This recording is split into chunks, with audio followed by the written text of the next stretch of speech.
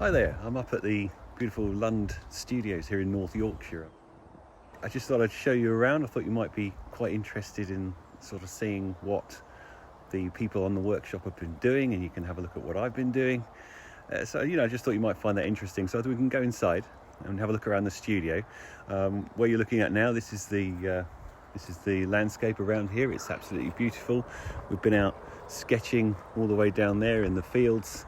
So it's been really lovely. And today we're going to be going back inside in the studio. We're going to be using the work that the people on the workshop have been doing over the first couple of days and using that to build up some studio work. But if you want to come inside, we'll have a look at some of the work that people have been doing on the first 2 days of the workshop.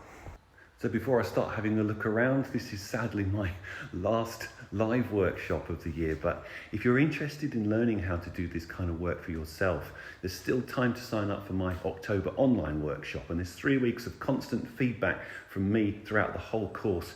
And this work that I'm going to show you now is very much the kind of work that we do on the course, the large painting, expressive landscape, looking for really exciting interesting compositions that you probably weren't expecting to get. So if you're interested in learning a bit more about that and really diving in and finding something really creative for yourself, then do check out the link that's on the screen and the descriptions of the video. Okay, let's get on.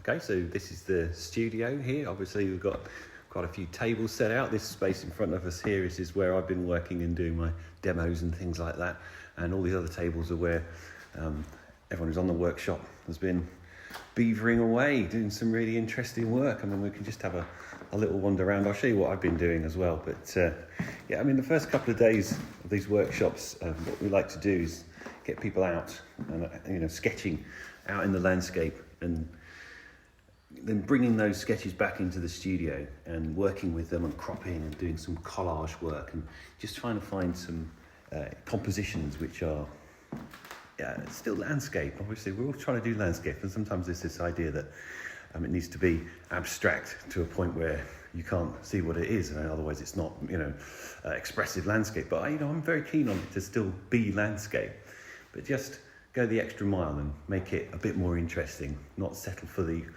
first obvious composition that you see. So that's what we've been doing. We've been going out and we've been sketching away out just directly outside, and on nice big bits of paper. And it's a really useful thing to do, work on these large pieces of paper, because then when you bring them back into the studio and start cropping and collaging like this person's been doing, you start to find compositions which are very landscape but also very expressive, and I think they say a lot more about it than if you were just sitting outside with a canvas or a piece of board or something, or just a single piece of paper, and trying to just make a picture while you're outside. I think that's quite a tricky thing to do.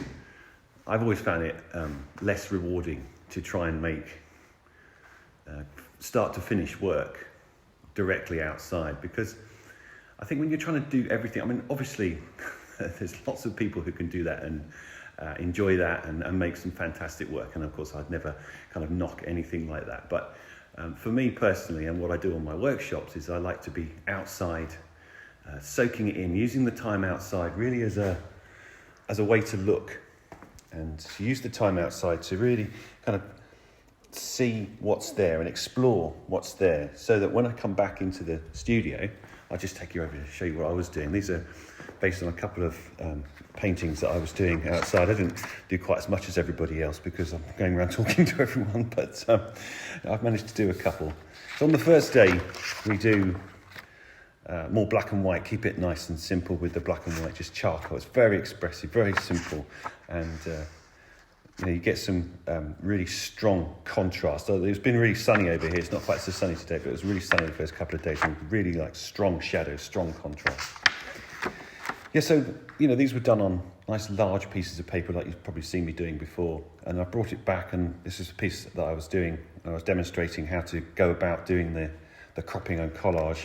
So that was the first one. It's got quite a bit of wax pastel on it as well that I've added a little bit afterwards. There's quite a bit of collage here. So, and this was the second piece that I did. Again, it's got a bit of wax pastel and some soft pastel as well as the acrylic paint. So those are the ones I was using for demonstrating. But I'll show you around some of the other people's work as well. Let's have a look up here. This is one of the sketches from the first day, and I was encouraging this lady to get a bit closer to the subject. I think she initially started to do some drawings, and she had these kind of leaf shapes, and I thought they were really interesting, but they were a bit small in the distance. And I thought, those are, you're obviously really interested in these shapes. I said, why don't you just get a bit closer and make the image and the drawing really about that? Because I think sometimes if you find an interesting subject, but it's a little bit far away, well, you need to get a little bit closer to it and really fill the frame with the thing that you're trying to do the image, to make the image of. Yeah, I thought this was really interesting as well. When we're outside sketching with the charcoal on these, as I say, on these A2 pieces of paper, I'm always encouraging people to get more black in, get these big, strong blacks in, because when you bring them back in and start cropping them, you can really use them to create very intense contrast and strong compositions. I think some people can be a little bit resistant to it. They say, it's a beautiful sunny day, I don't want it to be too dark, but I always think they don't actually get dark. They don't look dark. If you leave enough space and you make sure there's plenty of light, so you get the contrast. I don't think things don't look dark. They just look like they're full of light and shadow, and they're quite dynamic. I think that's a really nice piece. I really like the way this piece is coming across here. It's really expressive of the very strong light, shadowy day that we had. Yeah, there's another one there. So, and I think there's some quite nice colour pieces in here as well. Something to remember. Just keep flipping through. So you can produce quite a lot of work quite quickly, as you can see. Yeah, I thought this was really nice. There were some really terrific marks that were being made on the paper. And again, because it's painted on a large piece of paper initially outside, sometimes marks like this can be almost a bit throwaway. You kind of make a little mark and you don't think it's going to come to anything. But then when you start cropping and focusing on things, you really start to see the sorts of things that you've done. And suddenly a mark that maybe you weren't even that interested in, or sometimes you don't even realise you're doing it, can become really important in the image. And I think these little shapes kind of add quite a lot of movement, the rhythm coming in here this way, and just brings your eye into the painting as it can start moving around. It's a nice rhythm to that piece, I think. And some lovely light and dark, lovely shadow in this one. I think this one's really got a very interesting way of expressing where we were. I think, again, it's the light and shadow, really nice, and very subtle colour. We've been using quite a limited palette. I think, when you're going outside to paint and do this kind of work, it's really good to use a limited palette, because then you're not overcomplicating everything. I think if everything gets a bit too complicated and you're taking every single paint you own with you, then sometimes it's just too much to cope with. So if you're working outside, keep it simple. I mean, that's what I do anyway. Obviously, it's not the same for everybody, but that's what I like to do. If you're interested in learning how to do this kind of work for yourself, there's still time to sign up for my October online workshop. And this is very much the kind of thing that we do.